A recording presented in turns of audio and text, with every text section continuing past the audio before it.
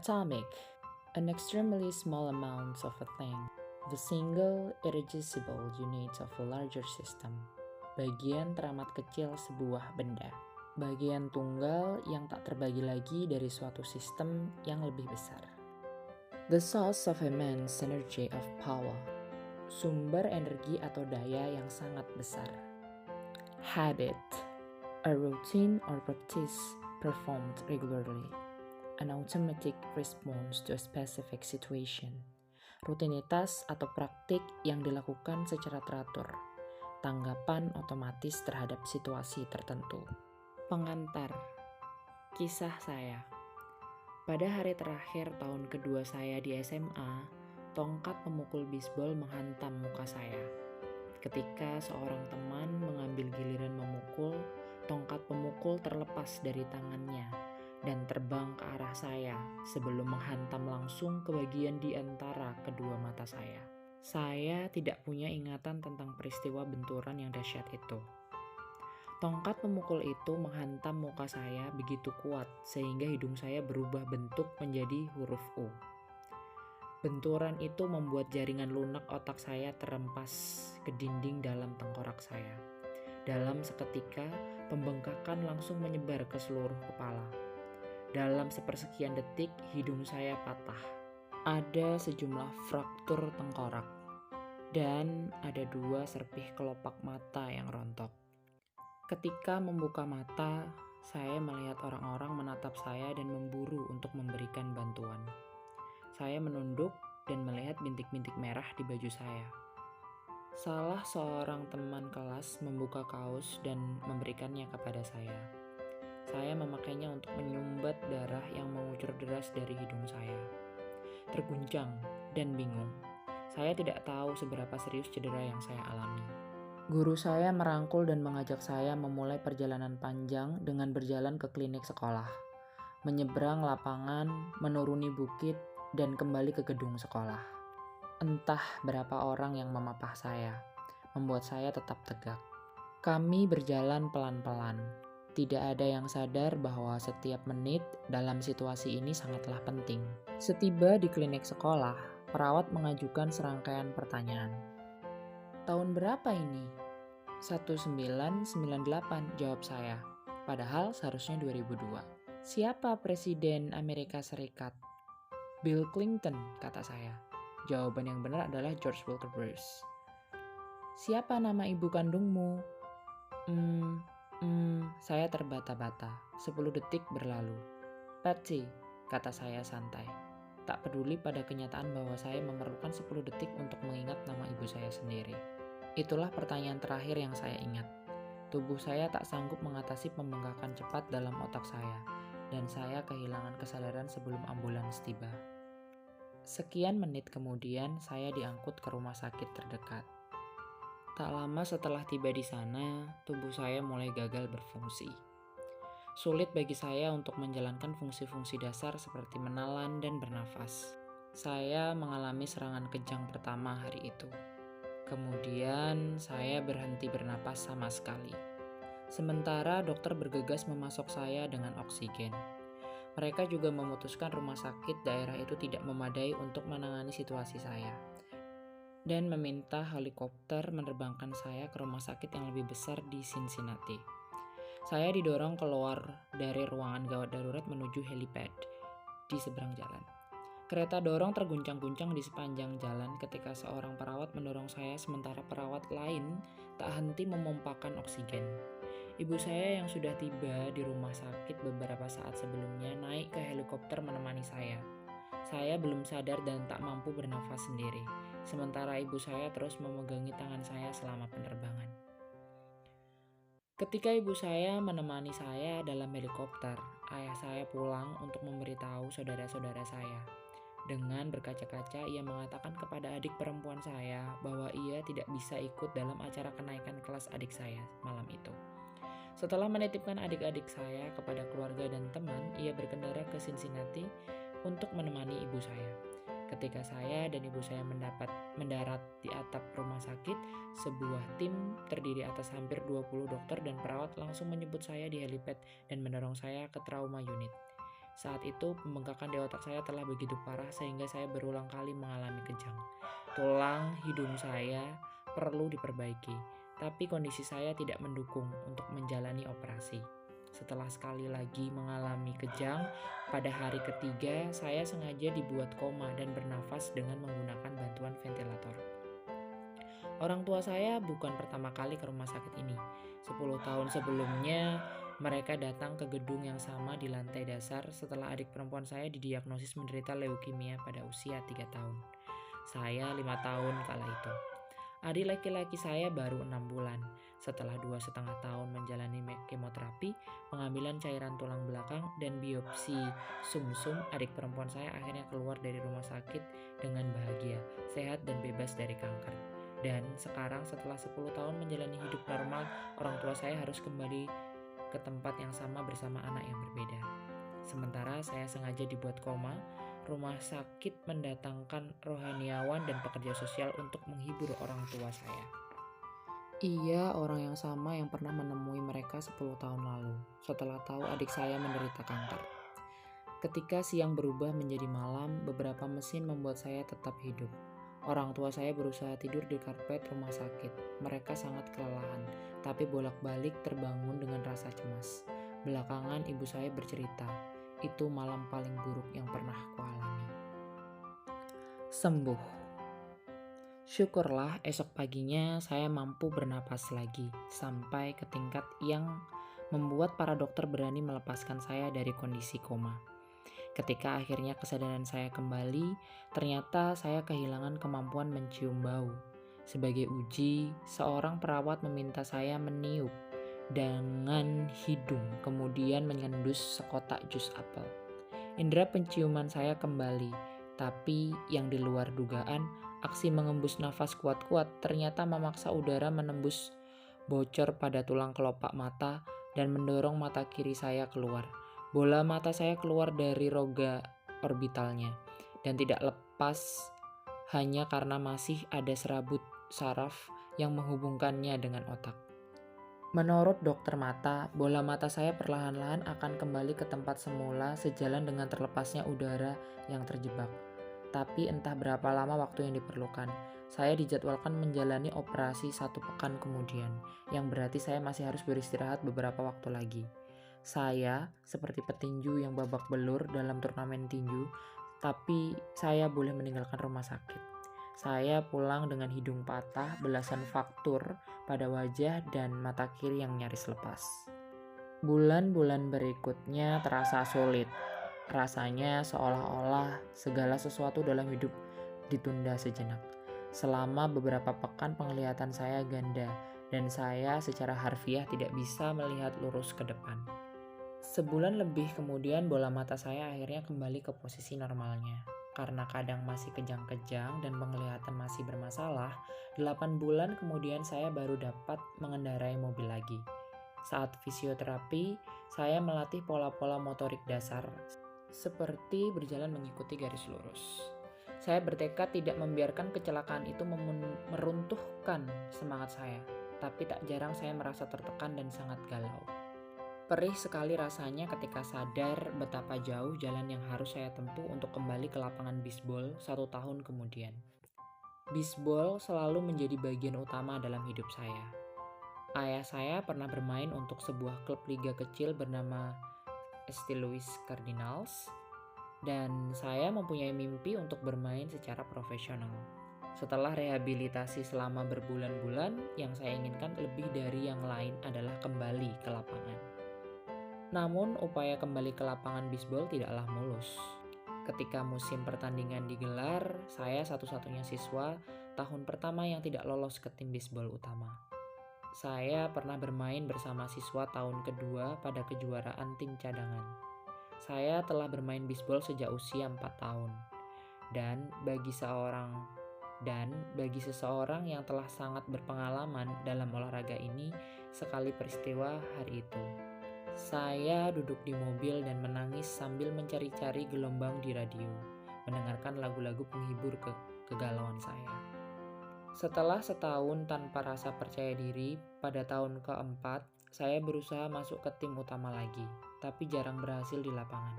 Secara keseluruhan saya memainkan 11 inning dalam pertandingan bisbol tim utama. Hampir tidak mencapai 1 game pun. Terlepas dari karir bisbol yang kurang cemerlang di SMA, saya masih percaya dapat menjadi pemain besar. Dan saya tahu supaya segalanya membaik, sayalah satu-satunya yang bertanggung jawab untuk mewujudkannya. Titik perubahan datang 2 tahun setelah kecelakaan itu, ketika saya mulai kuliah di Denison University. Itulah awal baru, dan di situ untuk pertama kalinya saya menemukan kekuatan dahsyat, kebiasaan-kebiasaan kecil. Next, bagaimana saya belajar tentang kebiasaan? Kuliah di Denison adalah salah satu keputusan terbaik saya dalam hidup. Saya mendapat posisi dalam tim bisbol, dan walaupun berada di urutan terbawah sebagai mahasiswa baru, kegembiraan saya meluap-luap. Meskipun sempat kacau di SMA, saya berhasil menjadi atlet universitas. Saya sadar belum akan dimainkan dalam tim bisbol dalam waktu dekat, jadi saya berfokus pada upaya mengatur diri. Sementara teman-teman begadang untuk mengobrol atau bermain video game, saya membangun kebiasaan tidur yang baik dengan tidur lebih dini setiap malam. Di dunia asrama mahasiswa yang serba bebas dan jorok, saya bertekad membuat kamar saya tetap bersih dan rapi. Perbaikan-perbaikan ini remeh, tapi memberi saya kesan mampu mengendalikan hidup. Saya mulai merasa percaya diri lagi. Dan kepercayaan diri yang meningkat ini berimbas ke kelas, karena kebiasaan-kebiasaan belajar saya ikut membaik. Dan saya berusaha meraih A untuk semua mata kuliah selama tahun pertama. Kebiasaan adalah rutinitas atau perilaku yang dijalankan secara teratur, dan dalam banyak kasus secara otomatis. Ketika semester 1 berganti ke semester berikutnya, saya berhasil mengumpulkan kebiasaan-kebiasaan kecil tapi konsisten yang akhirnya mengantar ke hasil-hasil yang tak terbayangkan sewaktu saya baru mulai. Sebagai contoh, untuk pertama kali dalam hidup saya membiasakan mengangkat beban beberapa kali seminggu. Dan pada tahun-tahun berikutnya, tubuh saya yang setinggi 190 cm bertambah kekar dengan bobot naik dari 85 kg menjadi 100 kg. Ketika musim pertandingan tahun kedua dimulai, saya mendapat posisi awal sebagai pitcher. Pada tahun berikutnya, saya terpilih sebagai kapten tim. Dan pada penghujung tahun, saya terpilih menjadi anggota tim utama. Namun, baru pada musim tahun terakhir, kebiasaan-kebiasaan tidur, belajar, dan latihan fisik sungguh mulai mendatangkan hasil. 6 tahun setelah kecelakaan terhantam pemukul bisbol tepat di wajah, diterbangkan ke rumah sakit, dan sengaja dibuat koma, saya terpilih sebagai atlet putra terbaik Denison University dan salah satu ESPN Academic All-America Team. Kehormatan yang hanya diberikan kepada 33 pemain di seluruh Amerika. Ketika lulus, nama saya tercantum di buku tahunan universitas dalam 8 kategori berbeda. Pada tahun yang sama, saya dianugerahi penghargaan akademis tertinggi di universitas itu, medali rektor. Semoga Anda memaafkan saya karena cerita yang terkesan berlebihan ini. Sejujurnya, tidak ada yang legendaris atau historis dalam karir olahraga saya. Saya tidak pernah sampai menjadi pemain profesional. Namun, dengan mengenang tahun-tahun itu, saya percaya telah meraih sesuatu yang terbilang langka. Saya berhasil memaksimalkan potensi, dan saya percaya konsep-konsep dalam buku ini juga dapat membantu Anda memaksimalkan potensi. Kita semua berhadapan dengan tantangan dalam hidup. Bagi saya, tantangan itu adalah cedera dalam olahraga, dan pengalaman itu mengajarkan sesuatu yang sangat penting. Perubahan-perubahan yang terkesan kecil dan remeh pada awalnya akan memberikan hasil-hasil yang menakjubkan bila Anda bersedia menjalaninya sampai bertahun-tahun. Kita semua berhadapan dengan kemunduran, tapi dalam jangka panjang kualitas hidup kita seringkali bergantung pada kualitas kebiasaan kita. Dengan kebiasaan yang sama, Anda akan mendapatkan hasil serupa. Namun dengan kebiasaan yang lebih baik, apapun menjadi mungkin. Barangkali ada orang yang mampu meraih kesuksesan luar biasa dalam semalam. Saya tidak kenal satupun di antara mereka, dan saya jelas bukan salah seorang di antara mereka. Tidak ada yang paling menonjol dalam perjalanan hidup saya, dari kondisi dibuat koma sampai meraih Academic All-American. Tapi banyak yang menonjol. Yang terjadi adalah evolusi bertahap. Serangkaian panjang kemenangan kecil dan terobosan sangat kecil. Satu-satunya cara yang membuat saya maju, satu-satunya cara yang saya pilih adalah mulai dengan hal kecil. Dan saya menerapkan strategi yang sama beberapa tahun kemudian ketika memulai usaha sendiri dan menulis buku ini. Next, bagaimana dan mengapa saya menulis buku ini? Pada November 2012, saya mulai menerbitkan artikel di jamesclear.com. Selama bertahun-tahun saya menyimpan catatan-catatan tentang pengalaman pribadi saya yang berkaitan dengan kebiasaan. Dan saya akhirnya siap membagikan semua itu kepada publik. Saya mulai dengan menerbitkan artikel baru setiap Senin dan Kamis. Dalam beberapa bulan, kebiasaan menulis yang sederhana ini membuat saya mendapatkan 1.000 pelanggan email pertama. Dan pada akhir 2013, angka itu naik menjadi lebih dari 30.000 orang. Pada 2014, daftar email saya berkembang ke lebih dari 100.000 pelanggan, yang menjadikannya salah satu newsletter dengan pertumbuhan paling cepat di internet. Saya merasa menjadi pembual ketika menulis 2 tahun silam, tapi sekarang saya dikenal sebagai pakar dalam hal kebiasaan. Label baru yang membuat saya sangat senang, tapi sekaligus tidak nyaman. Saya tidak pernah memandang diri sebagai pakar dalam topik ini, melainkan sekadar orang yang bereksperimen bersama-sama dengan para pembaca. Pada 2015, saya meraih 200.000 pelanggan email dan menandatangani kontrak buku dengan Penguin Random House untuk mulai menulis buku yang sedang Anda baca sekarang. Ketika audiens saya bertambah, begitu pula peluang bisnis saya lebih banyak diminta berceramah di perusahaan-perusahaan terkemuka tentang ilmu pembentukan kebiasaan, perubahan perilaku dan perbaikan yang terus-menerus. Saya menjadi pembicara utama pada konferensi-konferensi di Amerika Serikat dan Eropa. Pada tahun 2016, artikel-artikel saya mulai muncul secara teratur di publikasi-publikasi besar seperti Time, Entrepreneur, dan Forbes. Yang menakjubkan, tulisan saya dibaca oleh lebih dari 8 juta orang tahun lalu. Pelatih-pelatih di NFL, NBA, dan MLB mulai membaca karya saya dan membagikannya kepada tim-tim mereka.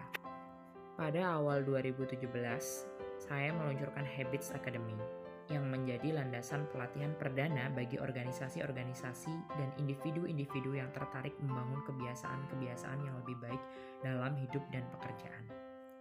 Perusahaan-perusahaan yang termasuk Fortune 500 serta usaha-usaha rintisan yang baru tumbuh mulai merekrut pemimpin dan melatih staf.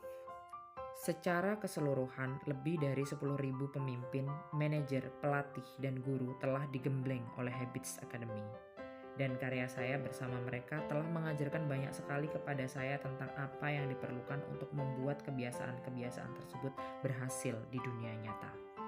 Sewaktu saya memberikan sentuhan akhir pada buku ini dalam 2018, jamesclear.com menerima jutaan pengunjung per bulan.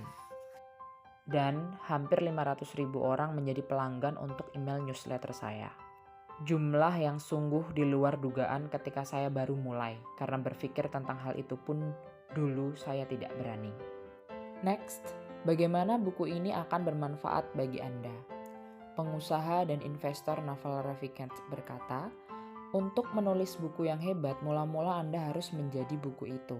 Saya mulai mengetahui gagasan-gagasan yang disebutkan di sini karena saya terpaksa mempraktikkannya.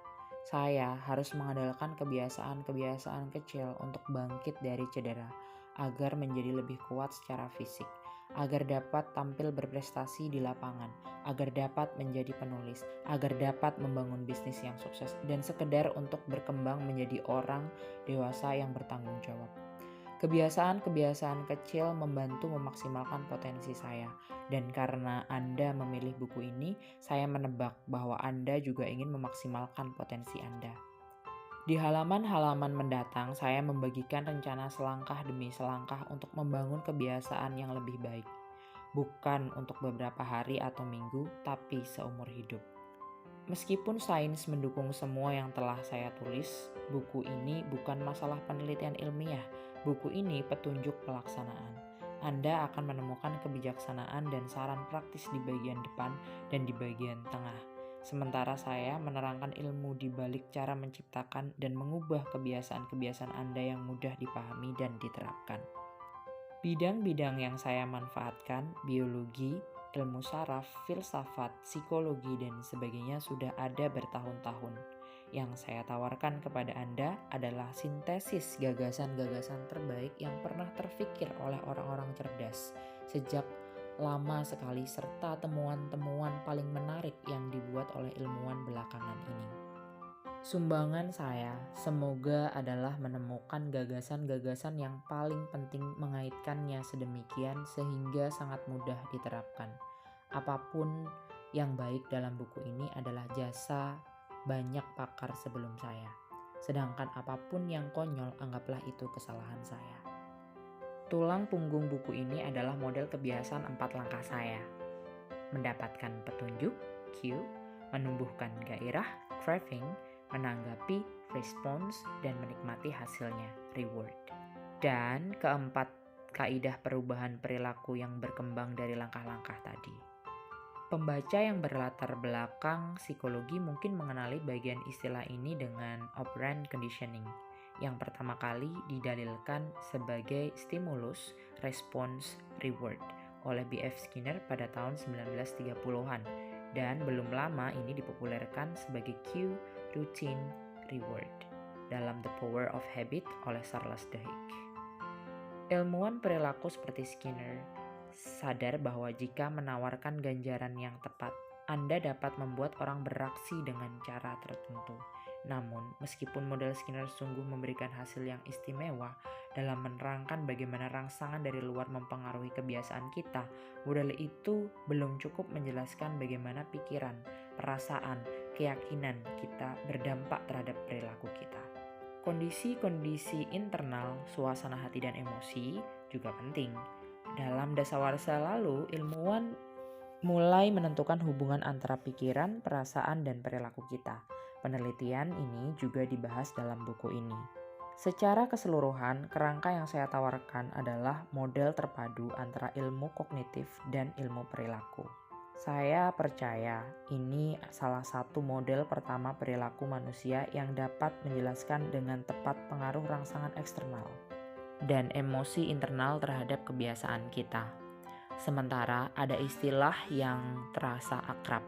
Saya percaya bahwa hal-hal terperinci dan penerapan 4 kaidah perubahan perilaku akan menawarkan cara baru untuk membentuk kebiasaan-kebiasaan Anda. Perilaku manusia selalu berubah dari situasi ke situasi, dari saat ke saat, dari detik ke detik. Namun, buku ini berbicara tentang yang tidak berubah. Buku ini membahas dasar-dasar perilaku manusia, prinsip-prinsip abadi yang dapat Anda andalkan dari tahun ke tahun.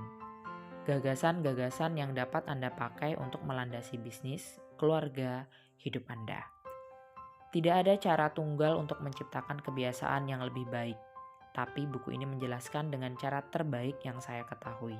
Pendekatan yang akan efektif tak peduli di mana Anda mulai atau apa yang sedang ingin Anda ubah. Strategi yang saya bahas relevan bagi siapapun yang mencari sistem selangkah demi selangkah untuk perbaikan. Entah sasaran Anda adalah kesehatan, keuangan, produktivitas, hubungan, atau semuanya. Selama terkait dengan perilaku manusia, buku ini akan menjadi panduan Anda.